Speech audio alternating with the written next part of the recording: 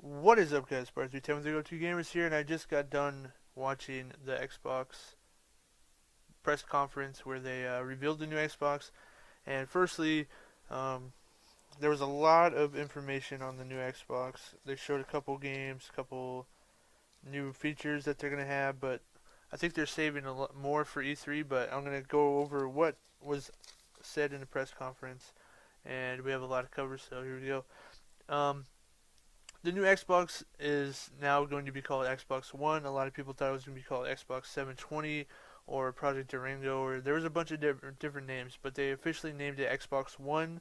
I'm not too sure how I feel about that name, Xbox One. It's kind of random, um, but I guess Xbox One because they're trying to push an all-in-one system where you're going to have TV gaming and like social networking and stuff. So I guess it fits with with their business model, how they're going to have an all-in-one system. But I don't know. I don't really like the name that much.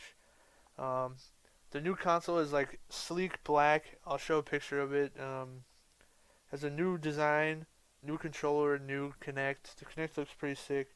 The controller has like they move the button to the top, the guy button. Then they have like two new buttons there. You see right there is picture in picture, and I don't know what the other button is. They didn't really cover that. So, and the console doesn't look like it has a speck of green on it. All I saw was white. They didn't really turn it on, so I didn't get to see the glowing green light or anything. They're talking about having a new dashboard experience which is pretty cool. And how the Connect, like how you can interact with the Connect, how you can like push and pull, like say you in front of the Connect and you squeeze your hands together, then it will close an app, and then if you want to reopen an app, then you go from the squeezing motion and pull it open, and then you have another app, which is pretty cool. You can also talk to it and like simultaneously switch between things, where you can say like watch TV and it will watch TV, or play a game, it will play a game, and it's really fast. It's like lightning fast, and they also have a cool thing where there's picture in picture, so you can be watching a movie and like Skype calling someone on the other end because they added Skype.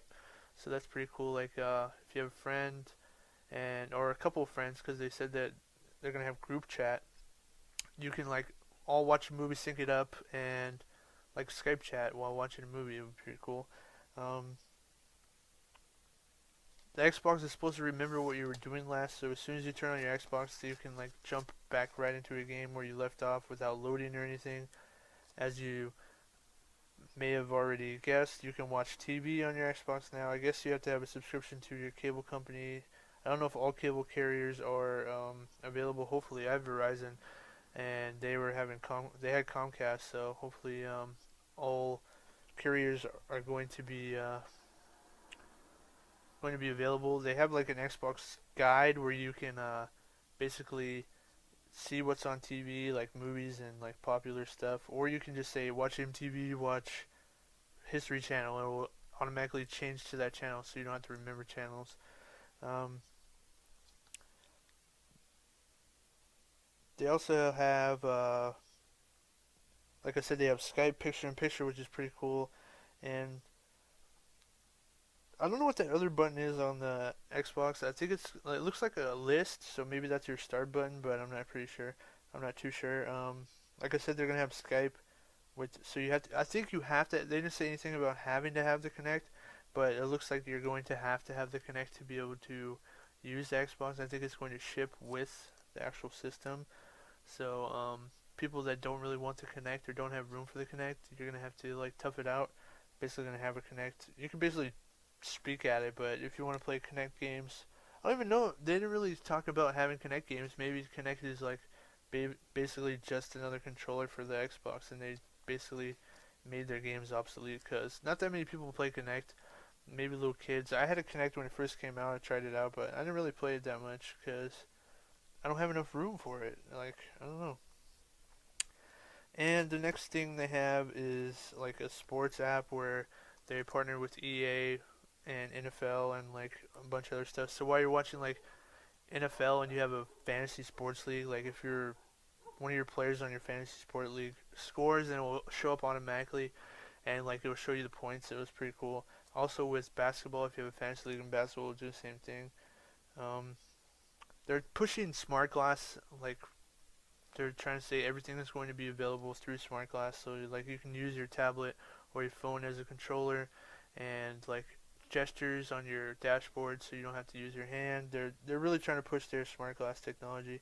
The specs on this thing are 8 gigabytes of RAM. It's supposed to have a Blu-ray player, 64-bit operating system, and 500 gigabytes of hard space, as well as cloud. I don't know how much space is going to be in the cloud. They're trying to push the cloud where you can store games in the cloud and all that stuff. Um, they were talking about how they have 15,000 servers right now as of Xbox Live, Xbox 360. Like how they have 15,000 servers running the service. As soon as Xbox One launches, they're supposed to get over 300,000 servers. So maybe that means there won't be any lag or anything like that. And it's supposed to help with the cloud too. And speaking of the cloud, they have an option where you can save like a replay of a game or like maybe even a whole game to the cloud, and you can upload it to YouTube. So if you don't have a capture card, you can basically save gameplay, then save it to the cloud, and then you can get it on your computer and upload it to YouTube if you wanted to. You don't have to go out and buy an expensive capture card.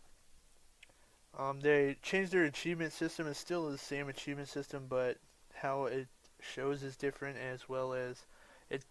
They worded it. It doesn't really show you what you've done. It shows you how you played. So I'm not too sure. Like they didn't go that into depth about that, but they said it shows how you played, not what you've done. Like you know, how achievements say, "Oh, you killed 25 people." I don't know how that works. And EA came on the stage and talked about their new EA Ignite engine, and they announced FIFA 14.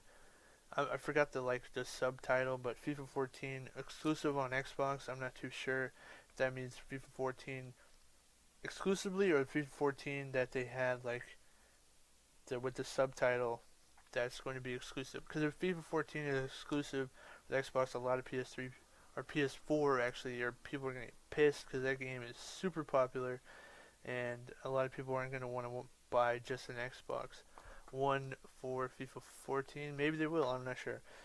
But then Forza 5 came out. They showed Forza 5, and they said it will be available at launch. It will be a launch title, which is pretty cool. Then some game, Quantum Break, which was a really confusing trailer. It just showed like real actors, and this little girl walked up to the lady and was like, "Why are you so different?" And then she's like, "You really want to see?" And then touched her ear, and then like a boat crashed into a bridge, and it was really confusing. It didn't show really anything about the game, so it's kind of a cliffhanger. And then they announced that there's going to be 15 exclusives for the Xbox only, and 8 of them are going to be brand new franchises that we've never seen before. So maybe that means there's going to be 7 sequels that we will see.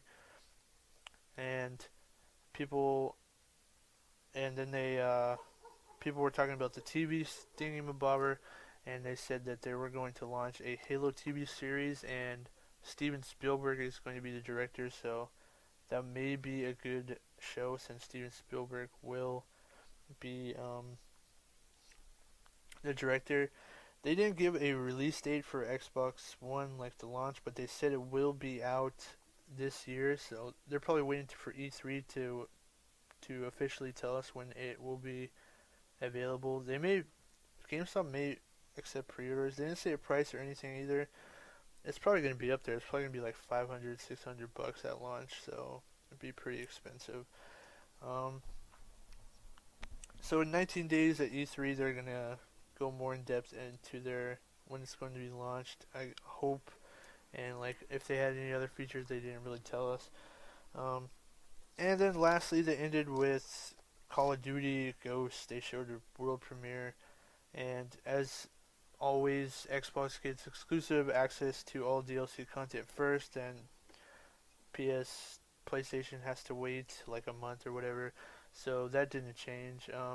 They showed gameplay, and they like told us what the story was about. The story is about the American government being crippled, and you're fighting back the people that basically crippled their government, and that's where it goes.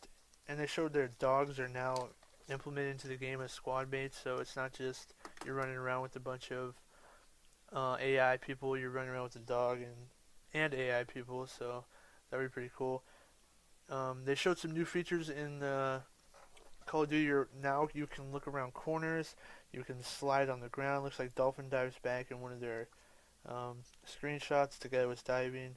Dynamic maps, so that means like if you played Hydro or the Magma maps, Magma on Black Ops 2, where like a flood comes through and stuff like that, they're gonna have that, as well as character customization. That's gonna be a big one. You're allowed to like choose your helmet, what you look like, your gear, and all that stuff. So that would be pretty cool. A lot of people have been asking for that, and the graphics have been upgraded, as you know. You can now see arms bruising like hair and stuff like that. And that is pretty much it of what they revealed at the the press conference. They didn't really go too much in depth on like the price and like what other stuff. They probably have other features that it didn't do, has. Like I said, that other button they didn't say anything about. Um, but overall, I like how the look of the new Xbox looks. The controller, I'm iffy about it. I don't really know how the guide button is going to be all the way up top and then no back button or start. I don't know how you're going to check your score, which would be pretty annoying. And I like how the analog sticks look. The like carbon fiber looks pretty sick. And the Kinect looks pretty cool too. It's like a box style. But anyways, that is pretty much it. If you want to see the press conference, there's probably recorded, or you can probably watch it again on Xbox later if you really want to. They're probably gonna have it up there so you can watch it later, or you can go on like Kotaku or IGN or something to watch the replay. Um, Plus, I know a lot of people are gonna make videos like I did about this. So yeah. Anyways, thanks for watching, and put your thoughts on what you think about the Xbox One, and if you think it will be better than the PS4, because PS4 brought a lot of new, innovative things to the table. Like you can pick up your friend's game and play it apart for them if they're stuck, which would be pretty cool. But anyways, yeah, thanks for watching, and don't forget to subscribe, and peace.